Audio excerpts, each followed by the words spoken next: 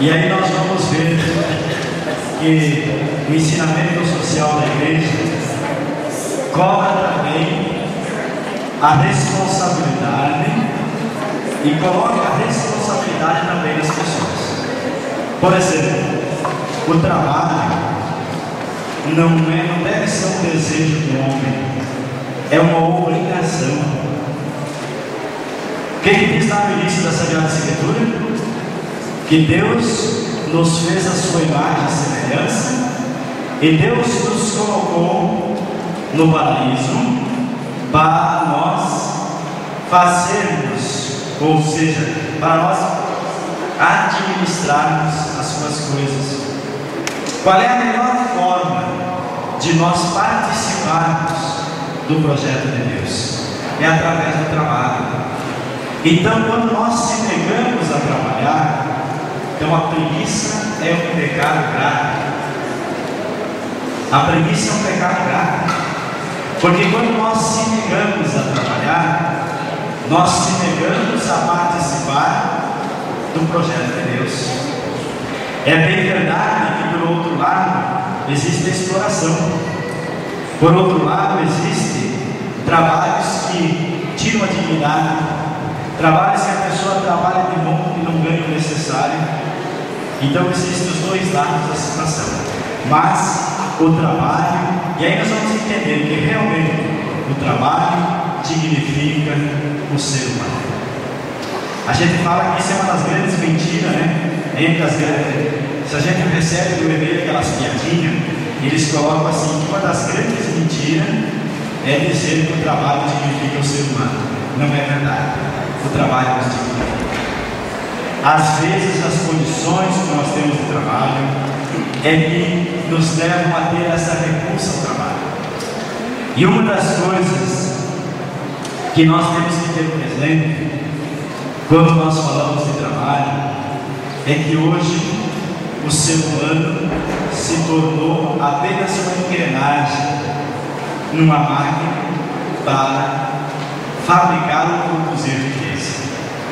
Então, se existem aqueles que não trabalham, e aqui o setor público é o mais privilegiado, né? Porque do que tem de gente no setor público que vive tirando atestado, não é brincadeira. Resolveu não trabalhar hoje, corre lá e compra um atestado, vai lá, gente, isso é pecado. Então, se o nosso Brasil, se o nosso país, o nosso mundo está assim atolado nessa corrupção, vamos ver que nós também temos algum dinheiro público, né? Nós também temos algum dinheiro público. Com grande facilidade, quando é do nosso lado e nós pudermos levar um pouquinho de vantagem, nós não perdemos tempo. Nós não perdemos tempo. Então temos que também sermos coerentes a isso. Nós vamos qualquer coisinha que não nos impede, nós vamos lá tirar uma atestado. Aí nós falamos assim, não, a empresa é rica. Não, isso não vai nem fazer falta para eles. Não é questão de fazer falta para eles. É uma questão de princípio. É uma questão de princípio. Outro dia eu já dizia que quem rouba R$1 é capaz de roubar R$1 também. Que o pecado não está na quantidade, mas está no ato de fazer. Então está no ato. Nós temos parece que a nossa consciência ela adormeceu. Nós temos, mas se for um pouquinho não é problema. É pecado do mesmo jeito. Então não é a quantidade, é o ato, a intenção de o que move, o que leva nós a termos tais atitudes. Então temos que ter também essa preocupação e também buscar ajudar, criar uma sociedade onde o ser humano não seja só uma engrenagem. Hoje se fala muito da tal da globalização. Então se tornou algo assim, uma palavra bonita na boca de todo mundo. Ele quer fazer um discurso bonito, ele fala desse mundo globalizado. Agora, em que consiste a globalização? A globalização seria assim: você conseguir a maior quantidade, digamos assim, de lucro possível com o menor custo. Então você produzir o menor custo possível, produzir o máximo que se podem. Então, se nós formos olhar por esse lado, é bom. Agora, quem que é os meios de produção? É o ser humano. E é o que nós vemos hoje? Que a pessoa não tem mais tempo para nada. Nem no domingo mais ele tem tempo para estar com a família. Aí outro dia eu ouvindo o ex-presidente da OAB, falou assim: alguém tem que chegar lá e colocar o bispo no lugar dele, porque quando se viu, o bispo está interferindo em abrir ou não abrir comércio no final de semana. Não é função do bispo, não é só do bispo, é função de todos nós. Gente, qual é o tempo que o pai e a mãe têm com os filhos? Não tem mais.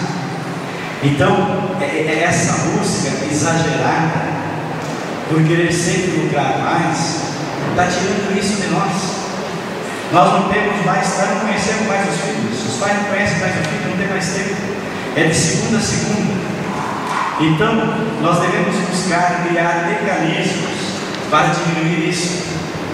Se tem uma coisa de bom que eu vi na Europa, que eu acho que nós poderíamos copiar, lá não existe esse negócio de ficar abrindo mercado domingo. Alguma cidade abre, sai de mim. O que eles fazem? Deu sábado, tal hora, fechou. Veja que nós é que damos corda e munição para nos matarmos. Quanto de nós sentadinho aqui não vai fazer compra no domingo? É só faltar um quilo de coisa lá em casa, esse momento vai comprar.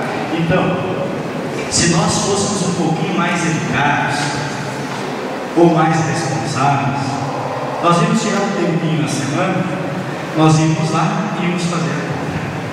Então chegou sábado, nós sabíamos que não ia ter nada aberto. Então lá tem essa mentalidade. O que precisa nós é termos essa mentalidade, nos organizarmos. Aí o que acontece? Se não abrir o mercado hoje no domingo, a fila de reclamação é longa. É capaz do povo fazer protesto na frente da casa do dono. Aí então tu acha que não vai abrir? Claro que vai. E quem que é o culpado disso? Somos nós mesmos. Somos nós mesmos. Então nós temos que ter também consciência desses problemas que nos afetam e nós também se adequar a eles. Não dar esse espaço. Então nós também temos que ter, por exemplo, a globalização em si ela não é ruim. Ela seria um princípio bom, mas não é respeitado a pessoa humana, que é colocado lá. E daí o que acontece? Se eu me nego a trabalhar, tem 30 querendo a minha vaga. Tem 30 querendo a minha vaga. Então nós acabamos entrando num ciclo que nós parece que não temos saída. Então de novo volta a questão de organização política, de criar leis, de criar instrumentos que possam estar regulamentando isso.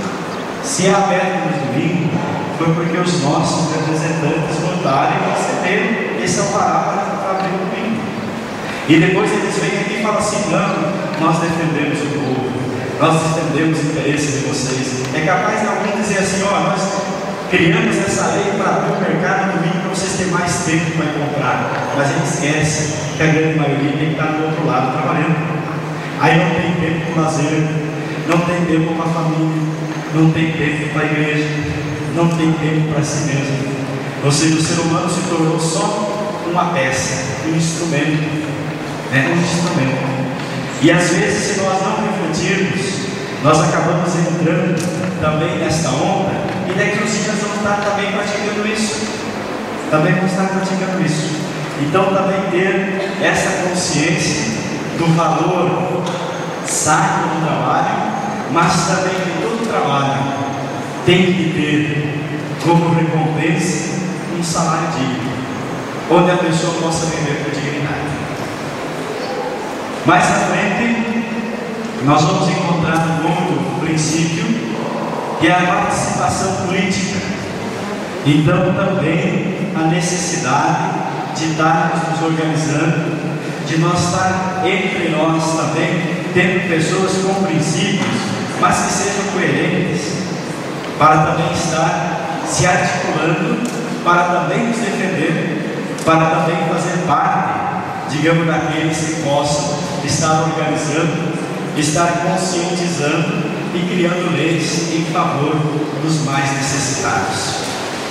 Mas para isso, de novo, volta a questão da consciência de comunidade, de sentir-se-nos filhos de Deus, pertencentes a uma família e termos claro o que nós queremos na vida.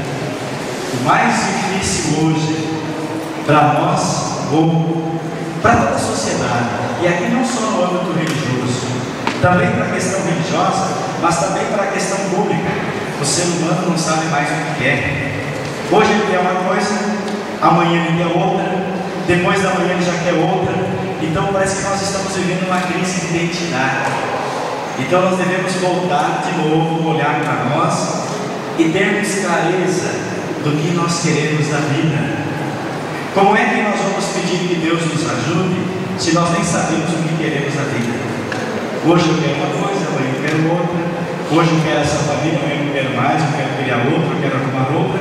E assim nós vamos navegando no mundo, deixando rastro de tristeza, rastro de dor, rastro de sofrimento.